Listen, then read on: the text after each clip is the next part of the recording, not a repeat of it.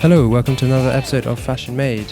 This week we have the pleasure to be joined by Emily Roosen, who is heading up transformation at Stitch 3D, a company that you should all know about, and if you don't, well, you should get to know. Really interesting conversation about digital transformation at a $3 billion company. I hope you all enjoy. Nice to speak to you. How are you doing? I'm doing okay. How about yourself? How are things? Okay, yeah, I'm doing pretty well actually. Really strange. We're super busy at the moment. I think I'm busier than I ever have been, which is surprising for an events company in lockdown. Right. But yeah, I mean, we're just producing so much content at the moment, whether it's for our members or free to join stuff like this and our webinars and roundtables, and we're trying to sort of deliver that information digitally. Yeah. So yeah, really busy. How about yourself? Yeah, I mean, the COVID-19 crisis really sped up our scaling tenfold. Yeah. So it's been interesting times for us as well, where we were on a well thought out path of scaling, and all of a sudden we had to ramp up super fast because of the business needs. So it's definitely been really good for us in terms of forcing us to go super fast, and really getting early features out already of our tools to make it go faster. That's interesting. And for us to learn even faster, because we're doing this scaling with such a big company,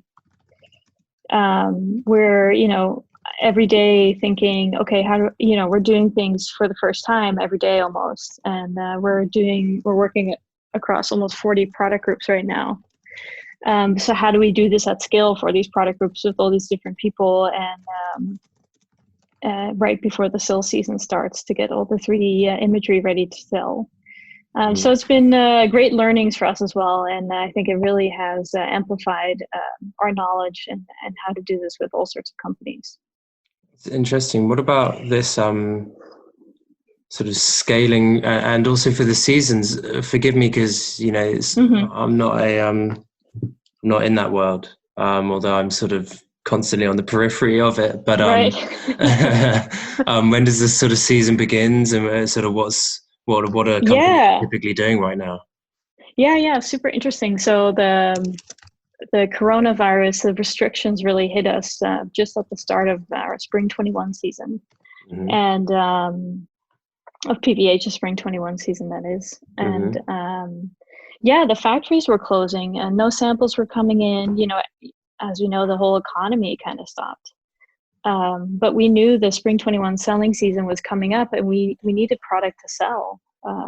Traditionally in fashion, that you do that selling on a sales sample. So the physical sample actually comes in, you take pictures of the physical sample to put it in your digital selling tool in the digital showroom.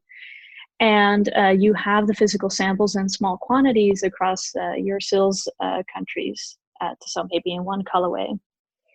And all of a sudden we don't have that anymore, which means you don't have imagery to sell.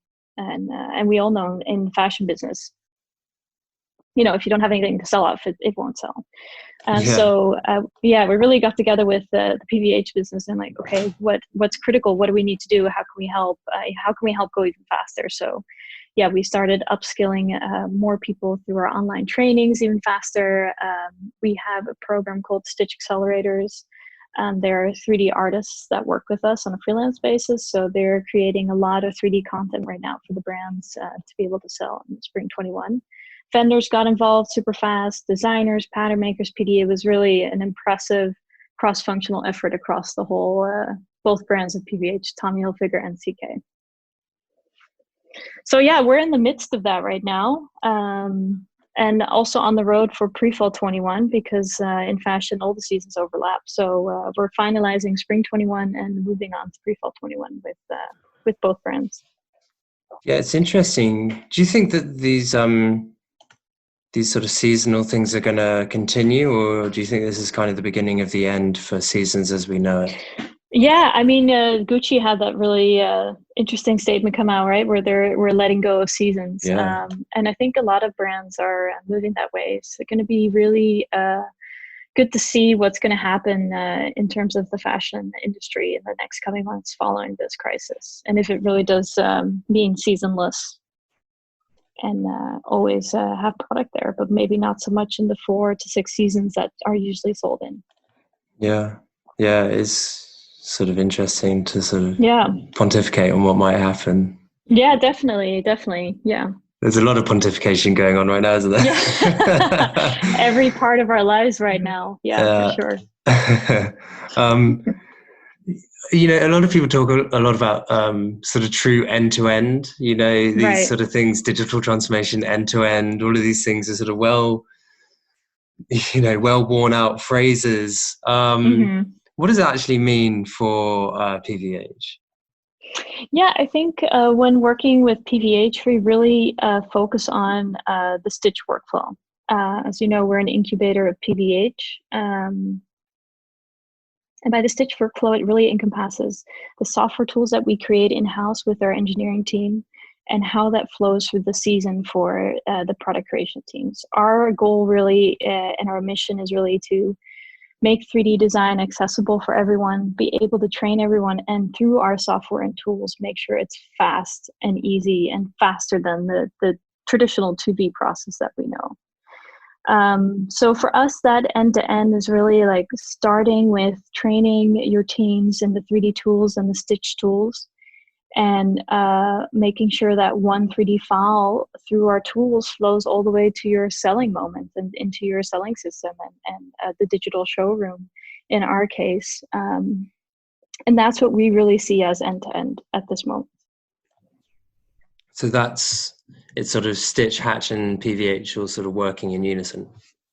Right, yeah. And we're, we really work with the business in the transformation of making sure the product creation teams change their way of working from 2D to 3D. And that's such a big change.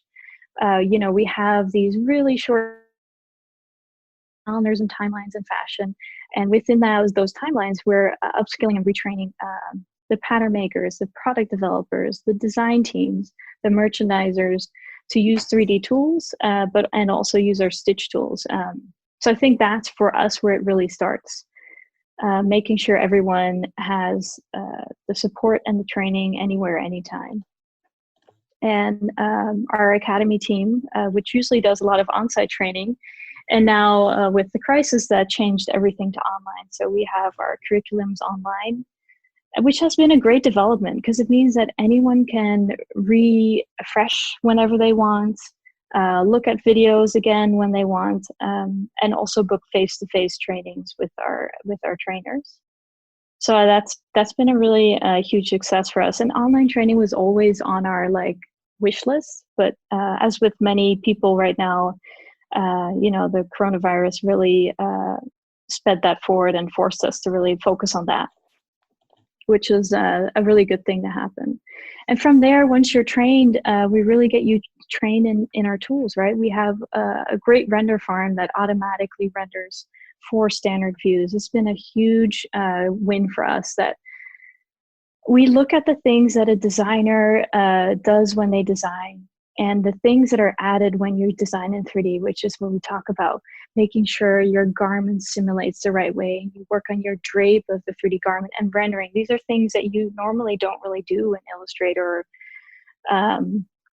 So how do we take those extra things away to make sure that design team really focuses on their designing? So right now, what we do is you drop your 3D file on our Design Hub, one of our tools, and automatically renders those 4 views, which means you can drop the file and continue on to the next file and check in later to see what your renders look like.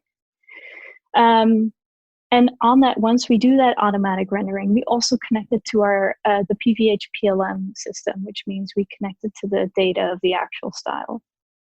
Mm-hmm. So we're really making sure we can connect all those points of the business to take away manual data entry, waiting for your renders, making sure you can share your file easily. So we really focus on how can we take away that manual data entry and how can we make sure that everyone can focus on the design part of things and not so much of the extra things that come with 3D design. Yeah, it's very important. Are you finding that your sort of team and your workforce there are responding well to it? Yeah, I think for sure. I see so much enthusiasm across the business for getting in 3D and learning something new. I think is a really great motivator for a lot of the designers, product developers, and pattern makers that we work with. They're really excited to learn this new skill, and it's hard for everyone that's learned 3D in the beginning. It's like two steps forward, one step back, and it's not always easy. But once you get through that initial like bump of learning it, it gets really exciting to learn more and more new things and how to do it. And I see so much pride with all the teams and what they deliver in 3D, and it looks absolutely amazing. And when I talk about designers, they're delivering their own designs in 3D and creating beautiful imagery. Pattern makers stitching up all their blocks and making sure that 3D block is the perfect starting point for the design team. And then product developers working with the vendors who are also sending us their 3D files. And finally, merchandising using all that all those wonderful images to sell to their clients. So it's what we've also seen in the past couple of months is really great work across the board to make this happen as a team. What there obviously it's not all plain sailing. What have been the No, challenges? definitely. I think kind of our philosophy is to make sure you're ready before you start, and then we talk about making sure your digital assets are there. So making sure all your fabrics are digitized and your trims are digitized and your blocks are ready in 3D to go, because you really want your design team or your vendors to have that really good starting point. And for us, we scaled super fast out of nowhere. So yeah, getting all those assets ready on time within such a short amount of time was definitely a big jump for us. Luckily we have a dedicated team working on that are experts in what they do. So they're doing amazing work, and it just comes to show that it's so important to make sure that you have all those libraries ready and to start designing, because that was definitely the biggest push that we needed to do. And besides that, making sure everyone's ready and trained, and that's why we have our transformation team consistent of of course our academy that I talked about, but also our 3D leads that really sit in those teams of designers, developers, pattern makers, and work together with them to make sure they're going to be successful in their transformation. Yeah. So I think it's a combination of those things. We have our tools that really help make the process easier, and then we have our transformation team that is there with the teams always, and a point person for anyone with a name to reach out to, right? That you have a relationship with. And we have our digitization team that makes sure the assets are there. Yeah. Do you feel like everything's well connected then in that regard? Yeah. And I would say, we really feel that together with the business, we can make this a success through that. But yeah, definitely scaling so fast, so quickly. There have been many times where like, okay, we have 200 fabrics we need to digitize in a week. How are we going to do this? But the business has really come together, and we see also that product developers, they really want to work on this digitizing and do the digitization of the fabrics together with their vendors or themselves. So the further we get into the 3D scaling with CK and Tommy Hilfiger, the more we see that they want to own every part of it, which is great. Yeah, that's amazing. That's really when you get at What communication is a massive part of this when you're talking about connecting sort of disparate workforces, whether they're in all around the world. They could even be in the same building but disconnected. Yeah. What's the what tools do you use for that connecting of your teams there? Yeah, well, when we talk about Stitch internally, we use Slack and like Google Hangouts or whatever, just like everyone else, I guess, right now in the business. Yeah. And what we've seen is, and it's really interesting you touch on this, is that right now working from home, the importance of documentation and having one place for everyone to find what they need. Yeah. And something I didn't realize before, how much we discuss in person and how much you do when you connect like face to face now needs to be followed up with documentation, because people need to be able to read about it at any time while working from home. So our digitization team launched a great tool, the vendor portal, where they have all the documentation that vendors need to be able to work in 3D, but also PDs need to be able to review 3D files.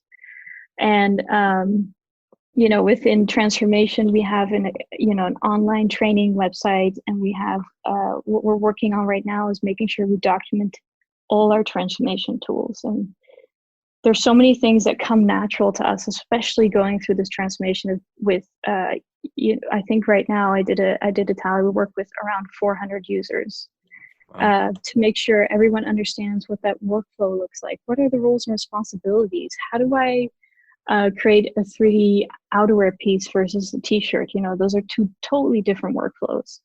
And even in fashion and in any fashion brand or company, we know that every team works a little bit different. So what we really focus on, this is like a generic workflow that you could work for a t-shirt, or this is a generic workflow for an outerwear or a heavyweight knit. And then our 3D leads work together with those designers one-on-one over phone call to really flesh out what that workflow is for them specifically. But yeah, documentation has become such a priority for us. What does all this mean for the customer then? Does this increase loyalty and brand engagement and things like that? I think it's going to be really interesting to see how this first season is going to go, where we have over 9,000 3D images that we're selling from. I think, for TH and CK, wholesale is a big part of their business. It'll be great to see how the wholesalers are going to view these 3D files in the digital showroom and their feedback. If they're even going to see if they're 3D, which is always an interesting survey to run. And also, are we going to start, using this consumer facing? I think these are all things that we're going to find out in the next coming months. And I think it's super exciting for the fashion business. Yeah. I think the next coming months are going to be pivotal to define what is the need for salesman samples? How many do we really need to be able to sell successfully? How many protos do we really need to be able to sign off for bulk? And what are the consumers expecting from us in terms of imagery? Is it just a photo shoot with models and have all your product photography for online in 3D? I think I'm super excited about it, and I can't wait to see where it goes and what the feedback is going to be in the next coming months. You actually make an interesting point. What about the models? We're talking about virtual sampling here. Well, have you considered using virtual models for this process as well? It's a topic that we get asked about a lot, and I think a lot of fashion is emotion. And what is the emotion that I feel when I see an image from any brand? Sure. Yeah, for sure. And that's where models play that big part, right? They really convey the feeling that you want to feel when you buy something. So I think there's always that traditional model photo shoot to bring that emotion. But you see more and more, right, with the digitals and the work that the Fabricant does and these other companies, that these digital models are making a huge impact on the fashion business. So maybe it's going to be a mix at some point. Or maybe you use digital. What we're doing a lot is using digital mannequins. So it's not so much giving them a face and an identity, these digital avatars, but using digital mannequins to be able to show outfits. Because one of the things that we run into with 3D, you have a lot of like front side back views of these 3D garments, but sometimes you want to see them as an outfit, because we also sell a lot through outfits. So we started developing digital mannequins, so you can show the garment without having the conversation about what kind of hair does the avatar need, what is their facial expression. There's so much craft that goes into that part of things. Yeah. Do you make them look real, or do you sort of keep that unreal aspect to it that people talk about? Absolutely, and I think the work that the digitals do is so impressive to create sure. a human looking avatar is all the little details that come with it. It's pretty amazing. Yeah, I love those guys. They're great. Yeah. You talk about the fabricant there, and one of the things they do is add movement to this Mm-hmm. virtual garment. Have you guys started doing that? We have definitely done some motion capture for more sportswear things. Right now, we use it more internally. Uh-huh. But yeah, I think marketing teams now across the fashion business are also seeing those opportunities of what they can do with digital assets. There's so many benefits, like they'll have the digital asset available way before they would ever have samples available. So they can think much further ahead about what that campaign is going to look like. And maybe they can even present styles that haven't been produced yet through the beautiful videos that the fabricant makes are definitely things that across the business we get asked about, like, oh, can we do something like this? This is so cool. So yeah, I think from the huge scaling that we're doing right now with both of these wonderful companies, I think that's the next frontier, right? Okay, now we have the foundation. Our teams are creating 3D images. They're doing all this great work. So how can we take that foundation and elevate it into selling? Do you think that would Into work in a e-com? wholesale? Sorry, do you think that would work in a wholesale context as well? Yeah, I think you're selling to a customer, whether they're a wholesale or wherever they're from. They're still wanting to be wowed and wanting to be taken on that journey of that season, of the feeling and the mood and really that theme of that season. And I think that comes into play. Yeah, for sure, for sure. Do you think that the whole, lockdown and COVID and all of this, do you think it's changed people's attitudes towards digitalization of the fashion industry? Yeah, I think so. I think everyone was open-minded about it, but the need wasn't there yet. But I think everyone's super open-minded about it, and now also see how critical it is to become digital and be more flexible from where you make your clothing, how quickly you can see images and strike offs and all those kind of things. So I think the need became more critical through this crisis. Yeah, I mean, and I feel like you guys there with Stitch, Hatch, and PVH in general, I feel like you guys are so far ahead.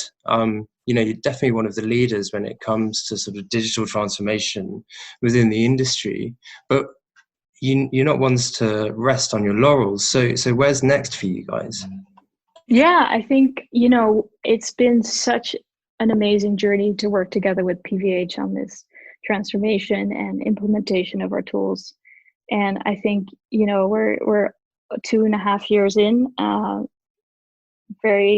doing great work together with these brands. And we're really looking towards 2021 and what's that going to mean for us? Hatch has already gone commercial and working with other brands. And, what is that going to be for Stitch? We're still defining what that's going to be, but we're definitely looking ahead in, the full Stitch workflow that I was talking about, our tools, our transformation, our educational services that we provide right now for our number one client, PVH.